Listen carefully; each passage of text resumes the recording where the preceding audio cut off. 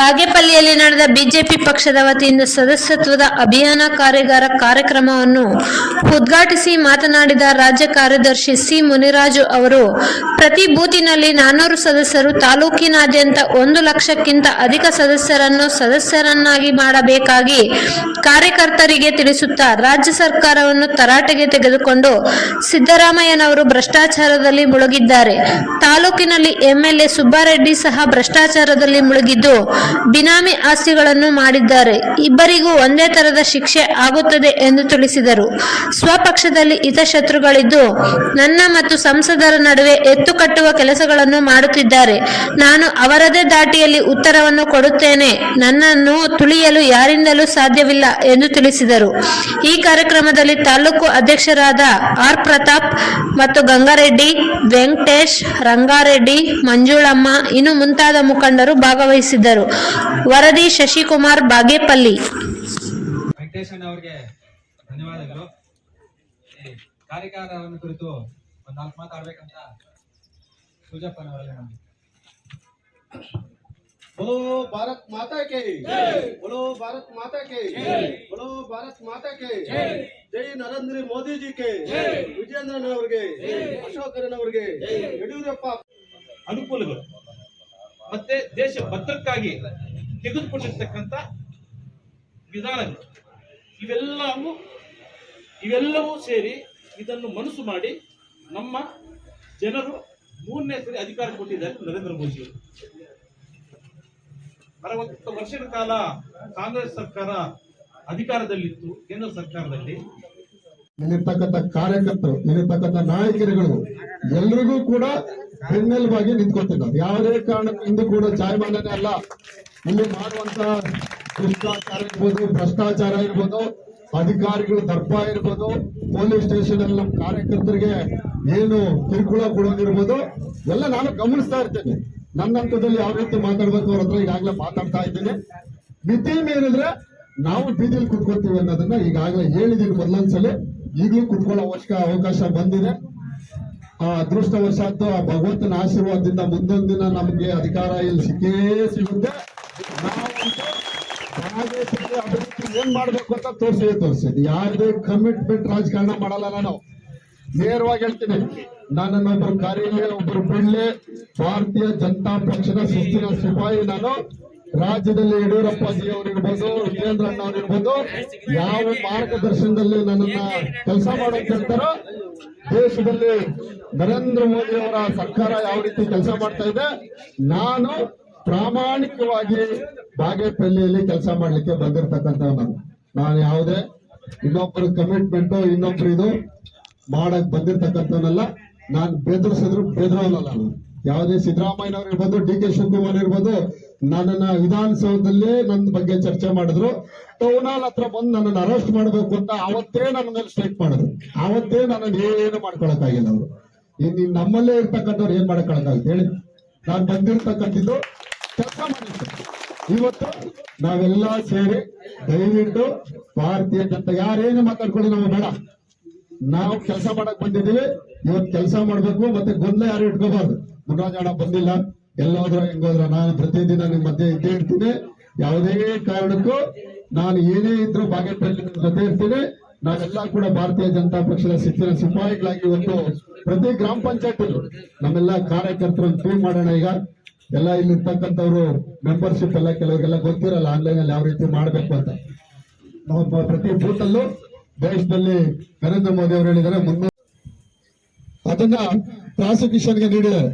ಅದನ್ನ ಈಗಾಗಲೇ ನ್ಯಾಯಾಲಯದಲ್ಲಿ ತೀರ್ಪು ಬರುತ್ತೆ. ಕೆಲವೇ ದಿನಗಳಲ್ಲಿ ಅವ್ರ ಕುರ್ಚಿ ಖಾಲಿ ಆಗುತ್ತೆ. ಆಮೇಲೆ ರಾಜ್ಯದಲ್ಲಿ ಅವ್ರ ಪಕ್ಷ ಯಾವ ರೀತಿ ಇರುತ್ತೆ ನಿಮ್ಗೆ ಗೊತ್ತಾಗ್ತಾ ಇದೆ. SC ST ಹಗರಣ ಇರ್ಬೋದು, ವಾಲ್ಮೀಕಿ ಹಗರಣದಲ್ಲಿ 187 ಕೋಟಿ ತಿಂದು ಈಗಾಗಲೇ ನಾಗೇಂದ್ರ ಅವರು ಇರ್ಬೋದು, ಗದ್ದಲ್ ಅವರು ಇರ್ಬೋದು, ಜೈಲು ಸೇರಿದ್ದಾರೆ. ಅದು ಕೂಡ ಅವ್ರ ಪಾತ್ರ ಚುನಾವಣೆಗೆ, ತೆಲಂಗಾಣ ಚುನಾವಣೆ ಕೊಟ್ಟಿರುವುದು ಇರ್ಬೋದು, ಮತ್ತೆ MP ಚುನಾವಣೆಗೆ, ಸಂಸದರು ಏನು ಬಳ್ಳಾರಿ ಚುನಾವಣೆಗೆ ಯಾವ ರೀತಿ ದುಡ್ಡನ್ನು ಮಾಡಿದ್ದಾರೆ ಅಂತ ಎಲ್ಲ ಕೂಡ ಪ್ರೂಫ್ ಪ್ರತಿ ಮಾಧ್ಯಮದಲ್ಲೂ ಪ್ರತಿ ಪತ್ರಿಕೆಯಲ್ಲೂ ಕೂಡ ಪ್ರತಿದಿನ ನಾವು ನೋಡ್ತಾ ಇದ್ದೀವಿ. ಅನೇಕ ಹಗರಣಗಳು ಇವತ್ತು ರಾಜ್ಯನ ದಿವಾಳಿ ಮಾಡಿದ್ದಾರೆ. ಅನೇಕ ಮಾತೆಯರಿಗೆ 2,000 ರೂಪಾಯಿ ಕೊಡ್ತೀವಿ ಅಂತ ಏನ್ ಆಸೆ ಇಟ್ಟಿದ್ರು ಇವತ್ತು ಯಾವುದೂ ಬರ್ತಾ ಇಲ್ಲ. 2,000ನೂ ಇಲ್ಲ. ಕರೆಂಟ್ ಫ್ರೀ ಅಂತಾರೆ, ಕರೆಂಟ್ ನ ಡಬಲ್ 3 ಮಾಡ್ಬಿಟ್ರು ಚಾರ್ಜ್. ಜೊತೆಯಲ್ಲಿ ಬಸ್ ಚಾರ್ಜ್ ಫ್ರೀ ಅಂದ್ರು, ಹೆಂಡತಿಗೆ ಫ್ರೀ ಮಾಡ್ತಾರೆ, ಗಂಡನ ಹತ್ರ 4 ವರ್ಷ ಚಾರ್ಜ್ ರೈಸ್ ಮಾಡಿದ್ರು. ನಮ್ದೇ ಮೊದಲೆಲ್ಲ 20 ರೂಪಾಯಿ ಟಿಕೆಟ್ ಇದ್ರೆ ಗಂಡನಿಗೂ ಹೆಂಡತಿಗೆ ಇಬ್ರಿಗೂ ಕೊಟ್ಟರು 40 ರೂಪಾಯಿ ಆಗ್ತಾ ಇತ್ತು. ಇವತ್ತು ಹೆಂಡತಿಗೆ ಫ್ರೀ ಅಂದ್ರು 20 40 ಮಾಡ್ಬೇಕು. ಇವತ್ತು ಟೋಟಲ್ ಒಬ್ಬರ ಹತ್ರ 60 ರೂಪಾಯಿ ತಗೋತಾರೆ, ಹೆಂಡತಿಗೆ ಫ್ರೀ ಅಂತ ಕೊಡ್ತಾರೆ. ಇಷ್ಟು ಬಿಟ್ರೆ ಏನು ಮಾಡ್ತಾ ಇಲ್ಲ ಕಾಂಗ್ರೆಸ್ ಸರ್ಕಾರ. ಆ ನಿಟ್ಟಿನಲ್ಲಿ ಅನೇಕ ನಿರುದ್ಯೋಗಿಗಳಿಗೆ ಭತ್ಯೆ ಕೊಡ್ತೀವಿ ಅಂದ್ರೆ ಅದನ್ನ ಕೊಡ್ತಾ ಇದ್ದಾರಾ? ಏನೂ ಇಲ್ಲ. ನೀವೆಲ್ಲ ಅರ್ಥ ಮಾಡ್ಕೋಬೇಕು. ಈ ದೇಶದಲ್ಲಿ, ಈ ರಾಜ್ಯದಲ್ಲಿ ಯಡಿಯೂರಪ್ಪನವ್ರ ಸರ್ಕಾರ ಯಾವ ರೀತಿ ಆಡಳಿತ ಮಾಡ್ತು, ಯಡಿಯೂರಪ್ಪನವ್ರು ಯಾವ ರೀತಿ ನಮ್ಮ ಭಾಗ್ಯಲಕ್ಷ್ಮಿ ಯೋಜನೆ ಇರ್ಬೋದು, ಅನೇಕರಿಗೆ ನೋಡಿ ಇವತ್ತೆಲ್ಲ ಈಗ ಬಂದ್ಬಿಟ್ಟು 18 ವರ್ಷ ತುಂಬಿಟ್ಟಿದೆ. ಯಡಿಯೂರಪ್ಪನವ್ರು ಕೊಟ್ಟಿರ್ತಕ್ಕಂಥ ಭಾಗ್ಯಲಕ್ಷ್ಮಿ ಯೋಜನೆಗೆ ಸುಮಾರು ಲಕ್ಷಾಂತರ ಜನ ಹೆಣ್ಣು ಮಕ್ಕಳಿಗೆ ಇವತ್ತು 1 ಲಕ್ಷ ಬಾಂಡ್ ಅವ್ರಿಗೆ ಅಕೌಂಟ್ ಸೇರಿದೆ. ಅದು ಅಂತಿಮ ಘಟ್ಟ ತಲುಪಿದೆ. 18 ವರ್ಷ ತುಂಬಿರೋರಿಗೆಲ್ಲ ಬರ್ತಾ ಇದೆ ಅವ್ರಿಗೆಲ್ಲ. ಈ ರೀತಿ ಯೋಜನೆಗಳನ್ನ, ಮತ್ತೆ ಹಾಲಿನ ಪ್ರೋತ್ಸಾಹ ಧನ 4 ರೂಪಾಯಿ ರೈಸ್ ಮಾಡ್ತಕ್ಕಂಥ ಕೊಟ್ಟಿರ್ತಕ್ಕಂಥ ಏಕೈಕ ಮಹಾನುಭಾವ ಯಾರಾದಿದ್ರೆ ಅದು ಯಡಿಯೂರಪ್ಪನವರು. ಅದನ್ನ ಕೂಡ ನಿಲ್ಲಿಸ್ಬಿಟ್ಟಿದ್ದಾರೆ ಸಿದ್ದರಾಮಯ್ಯ ಸರ್ಕಾರ.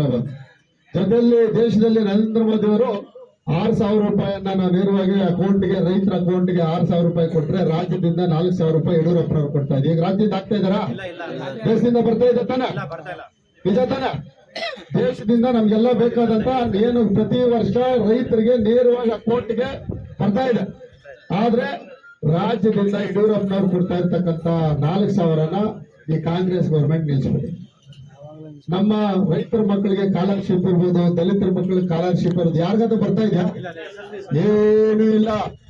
ಅವ್ರು ಏನಿಲ್ಲ, ಆನ್ಲೈನ್ ಅಲ್ಲಿ ನಾವು ಕೊಡ್ತೀವಿ ಅಂತ 100 ಜನಕ್ಕೆ ಕೊಡ್ತೀವಿ ಅಂತ ಲಿಸ್ಟ್ ತೋರಿಸ್ತಾರೆ. 10 ಜನಕ್ಕೆ ಕೊಟ್ಟಿರಲ್ಲ, ಇನ್ನು 90 ಜನದ್ದು ಈ ತರ ಬೇನಾಮಿ ಅಕೌಂಟ್ಗಳು ಮಾಡಿ ಟ್ರಾನ್ಸ್ಫರ್ ಮಾಡಿಕೊಂಡು ಆರಾಮಾಗಿ ಅವ್ರ ಸಚಿವರು, ಅವ್ರ ಕಾರ್ಯಕರ್ತರು, ಅವ್ರ ನಾಯಕರು, ಮುಖ್ಯಮಂತ್ರಿಗಳು, ಉಪಮುಖ್ಯಮಂತ್ರಿಗಳು ಡಿ ಕೆ ಶಿವಕುಮಾರ್ ಇರ್ಬೋದು, ಇವತ್ತು ದಿವಾಳಿ ಅಂತ ಕರ್ನಾಟಕ ಸರ್ಕಾರನ ಇವತ್ತು ತಗೊಂಡೋಗಿದ್ದಾರೆ. ಅದೇ ರೀತಿ ಬೇನಾಮಿ ಆಸ್ತಿಗಳು ಮಾಡ್ಕೊತಾ ಇದ್ದಾರೆ. ಅದೇ ರೀತಿ ನಮ್ಮ ತಾಲೂಕಲ್ಲೂ ಮಾಡ್ತಾ ಇದ್ದಾರೆ. ಈಗಾಗಲೇ ಸುಮಾರು ಅನೇಕ ಮಾಹಿತಿಗಳನ್ನ, ದಲಿತರನ್ನ ಬೆದರಿಸೋದಿರ್ಬೋದು, ಇಲ್ಲಿ ಜಿಲ್ಲಾಧಿಕಾರಿ ಹತ್ರ ಈಗಾಗಲೇ 100 ಎಕರೆ ಬೇನಾಮಿ ಆಸ್ತಿನ ಒಂದೇ ಕಾಂಪೌಂಡ್ ಹಾಕಿರೋದು. ಸಿದ್ದರಾಮಯ್ಯ ಅವರು ಯಾವ ರೀತಿ ಮಾಡ್ತಾ ಇದ್ರು, ಇಲ್ಲೂ ನಮ್ಮ ಬಾಗೇಪಲ್ಲಿ ತಾಲೂಕಲ್ಲಿ ಶಾಸಕರು ಕೂಡ ಅದೇ ರೀತಿ ಮಾಡ್ತಾ ಇದ್ದಾರೆ ಇಲ್ವಾ? ಯಾವ್ಯಾವ ಊರ ಹತ್ರ ಏನೇನ್ ಮಾಡಿದ್ರು ಎಲ್ಲ ಇದೆ. ಮುಂದೆ ಒಂದಿನ ಸಿದ್ದರಾಮಯ್ಯ ಅವರು ಬಂದಿರೋ ಗತಿ ಇವ್ರಿಗೂ ಬರುತ್ತೆ. ಏನ್ ತಲೆ ಕೆಡಿಸ್ಕೊಳ್ಳೋದು ಅವಶ್ಯಕತೆ ಇಲ್ಲ. ನಮ್ಮಲ್ಲಿ ಕೆಲವರು ಅವ್ರು ಸಪೋರ್ಟ್ ಮಾಡ್ಬೋದು, ಕೆಲವರು ದೊಡ್ಡವರು ಇರ್ಬೋದು, ಅವರೆಲ್ಲ ಸೇರ್ಕೊಂಡು ಏನೋ ಸುಬ್ಬಾರೆಡ್ಡಿ ಅವರು MLA ಶಾಸಕರು ಇದ್ದಾರೆ, ಅವ್ರೇನೋ ಮಾಡ್ಕೊಳ್ಳಿ ಏನಂತ ಹೇಳ್ಬಿಟ್ಟು ದೊಡ್ಡವ್ರು ಏನೋ ಸಲ ಒಳಗೊಳಗೇನೋ ಸಪೋರ್ಟ್ ಮಾಡ್ಬೋದು. ಯಾವುದು ಕೂಡ ಶಾಶ್ವತ ಅಲ್ಲ. ಇದ್ಯಾವುದು ಕೂಡ ಚೆನ್ನಾಗಿ ಕಣ್ಮುಚ್ಕೊಂಡು ಕೂತ್ಕೊಳ್ಳಲ್ಲ. ದಯವಿಟ್ಟು ಯಾವುದೇ ಸುಬ್ಬಾರೆಡ್ಡಿ ಅವರ ಹತ್ರ ಕಮಿಟ್ಮೆಂಟ್ಗಳು ಇಟ್ಕೊಂಡಿರೋರು ನಿಮ್ಗೆಲ್ಲಾ ಗೊತ್ತಿರ್ತಕ್ಕಂಥದ್ದು. 15 ವರ್ಷಗಳಿಂದ ಇಲ್ಲೇನ್ ರಾಜಕೀಯ ಮಾಡ್ತಾ ಇದ್ದಾರೆ ಸುಬ್ಬಾರೆಡ್ಡಿ ಅವರು, ಅವ್ರ ಜೊತೆ ಯಾವ ಹಂತದಲ್ಲಿ, ಯಾವ ಮಟ್ಟದಲ್ಲಿ, ಎಲ್ಲೆಲ್ಲಿ ಯಾರ್ಯಾರು ಸೇರ್ಕೊಂಡಿದ್ದಾರೆ, ಎಲ್ಲೆಲ್ಲಿ ಯಾರ್ಯಾರು ರಾಜಕಾರಣಗಳು ಮಾಡಿದ್ದಾರೆ, ಎಲ್ಲೆಲ್ಲಿ ದುಡ್ಡು ತಗೊಂಡಿದ್ದಾರೆ, ಅವ್ರಿಗೆಲ್ಲ ಯಾವ್ಯಾವ ರೀತಿ ಸಪೋರ್ಟ್ ಮಾಡಿದ್ದಾರೆ. ಇವತ್ತೆಲ್ಲ ನಾವು ಕೂಡ ಇಲ್ಲಿ ನಾಯಕರಂತ ಬೆಂಬಲಿಸ್ಕೊಂಡು ಓಡಾಡ್ಕೊಳ್ಳಿ. ನಮ್ಗೇನ್ ಯಾರ ಅಭ್ಯಂತರನು ನಮಗ್ ಬೇಡ. ಅವ್ರವ್ರ ಇಷ್ಟ, ಪ್ರಜಾಪ್ರಭುತ್ವ, ಯಾರು ಏನ್ ಬೇಕಾದ್ರೂ ಮಾಡ್ಬೋದು. ಆದ್ರೆ ನಾನು ಒಬ್ಬ ನಿಷ್ಠಾವಂತ ಭಾರತೀಯ ಜನತಾ ಪಕ್ಷದ ಶಿಸ್ತಿನ ಸಿಪಾಯಿಯಾಗಿ ಬಂದಿರೋದಿಲ್ಲ. ಯಾರು ಯಾರೋ ಕೆಲವರು ಹೇಳಿದ್ದಾರೆ, ಕೆಲವರಿಗೆಲ್ಲ ಫೋನ್ಗಳಲ್ಲಿ ಕರೆಯುವಾಗ ಹೇಳ್ತಾರೆ, ಮುನ್ರಾಜ್ ಅಣ್ಣ ಬಿಟ್ಬಿಟ್ಟು ಹೋಗ್ತಾನೆ, ಮಾತಾಡ್ತೀವಿ ನಾವೆಲ್ಲ, ಅವ್ರಿಗೇನೋ ಮಾತಾಡ್ಕೊಂಡಿದ್ವಿ ಅಂತ. ನಾನು ದುಡ್ಡು ಕೊಟ್ರೆ ತಗೊಂಡ್ ಜಾಯಮಾನ ಇಲ್ಲ. ನಾನು ಇಲ್ಲಿ ಕಷ್ಟಪಟ್ಟು ಪಕ್ಷ ಕಟ್ಟಿ ಇಲ್ಲಿ ಶಾಸಕರು ಗೆಲ್ಲಬೇಕು ಅಂತ ಬಂದಿರ್ತಕ್ಕಂಥವ್ರು. ನಾನು ಯಾರನ್ನೇ ಮಾತಾಡಕ್ಕೆ ಇರ್ಬೋದು, ಅವ್ರೇನೋ ಮಾತಾಡಿದ್ರು, ನನ್ ದುಡ್ಡು ಕೊಟ್ರು ಅಂತ ಕೆಲಸ ನಾನು ಮಾಡಂಗಿದ್ರೆ ಹೋದ್ಸಲಿ MLA ಎಲೆಕ್ಷನ್ ಅಲ್ಲೇ ತಗೊಂಡು ಓಡೋಗಿದಾರಲ್ಲ ಎಷ್ಟೋ ಜನ ಕ್ಯಾಂಡಿಡೇಟ್ ನೋಡಿದಿರ್ ತಾನೆ? ನೀವು ಹೋಗಿದಾರ ಇಲ್ವಾ? ಸುಬ್ಬಾರೆಡ್ಡಿ ಅವ್ರ ಹತ್ರ ತಗೊಂಡು ಓಡೋಗಿರೋ ಹೆಸರು ನೋಡಿದೀರಾ? ಈಗಲೂ ಕೂಡ ಯಾಮಾರ್ಸಂಗೆ ನಿಮ್ಗೆ ಹೇಳ್ಬೋದು, ಈ ಮುನ್ರಾಜು ನಮ್ಮೊಬ್ಬರಿಗೇನೆ ಹುಟ್ಟಿರೋದು. ಅರ್ಥ ಆಯ್ತಾ? ಯಾರೋ ಇನ್ನೊಬ್ಬ ದುಡ್ಡು ಕೊಡ್ತಾನೆ ಅಂತ ಹೇಳ್ಬಿಟ್ಟು ಅವನೇನೋ ಚಲೋ ಚಿಲ್ಲರೆ ಕಾಸು ಕೊಡ್ತಾನೆ ಅಂತ ಬಂದಿರ್ತಕ್ಕಂಥವನಲ್ಲ ನಾನು. ನನ್ನ ಹತ್ರ ದುಡ್ಡು ಇದೆಯೋ ಇಲ್ವೋ ನಿಮ್ಮಂತವ್ರ ಆಶೀರ್ವಾದದ ಮೇಲೆ ಇಲ್ಲಿ ಬಂದು ಕೆಲಸ ಮಾಡಿದ್ದೀನಿ.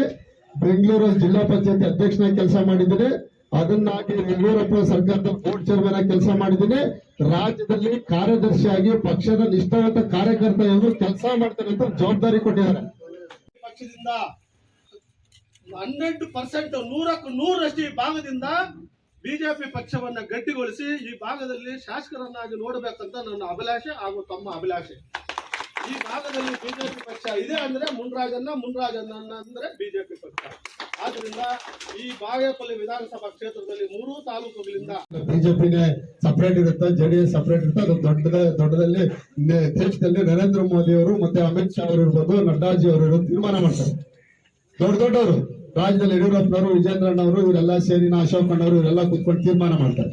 ಇವತ್ತು ಯಾರು ಅಭ್ಯರ್ಥಿ ಅಂತ ಘೋಷಣೆ ಮಾಡಿದಿಲ್ಲ. ಆದ್ರೆ ನಾನು ಸೋತಿರ್ತಕ್ಕಂಥ ಅಭ್ಯರ್ಥಿ ಕೆಲಸ ಮಾಡ್ಲಿಕ್ಕೆ ಈಗಾಗಲೇ ಒಂದು ಕೆಲಸ ಮಾಡೋ ಬಾಗೇಪಲ್ಲಿ ಅಂತ ಅವರೇ ಪಕ್ಕ ನಮ್ಗೆ 50ರಿಂದ ಮೇಲೆ ನಮ್ಗೆ ಮೆಂಬರ್ಶಿಪ್ ಆಗ್ಬೇಕು ಅಂತ ಈಗ ಸೂಚನೆ ಕೊಟ್ಟಿದ್ರೆ ಮಾಡ್ಲೇಬೇಕು ಅಂತ ಹೇಳಿದ್ರೆ, ನನ್ನ ಒಂದು ಗೌರವ ಉಳಿಬೇಕು, ಭಾರತೀಯ ಜನತಾ ಪಕ್ಷ ಇಲ್ಲಿ ಗಟ್ಟಿಯಾಗಿ ನೆಲೆ ಊರ್ಬೇಕು ಅಂದ್ರೆ ತಾವೆಲ್ಲ ಕೂಡ ಭಾರತೀಯ ನಮ್ಮ ಮನೆಗಳಲ್ಲಿ ಇರ್ತಕ್ಕಂಥವ್ರು, ನಮ್ಮ ರಿಲೇಷನ್ಸ್ ಇವತ್ತೇ ಹೋದ್ಮೇಲೆ ಮನೆಗೆ ಹೋದ್ಮೇಲೆ ನಮ್ಮ ಏನ್ ಮಿಸ್ ಕಾಲ್ ನಂಬರ್ ಕೆಲವ್ರು ಗೊತ್ತಿರಲ್ಲ, ನಾನು ಈಗಾಗಲೇ ಹೇಳ್ತೇನೆ.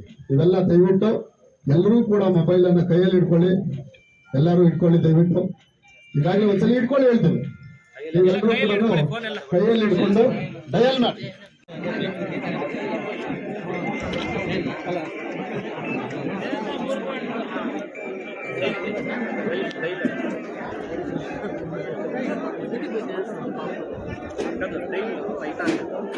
ये नंबर तो 961172 नंबर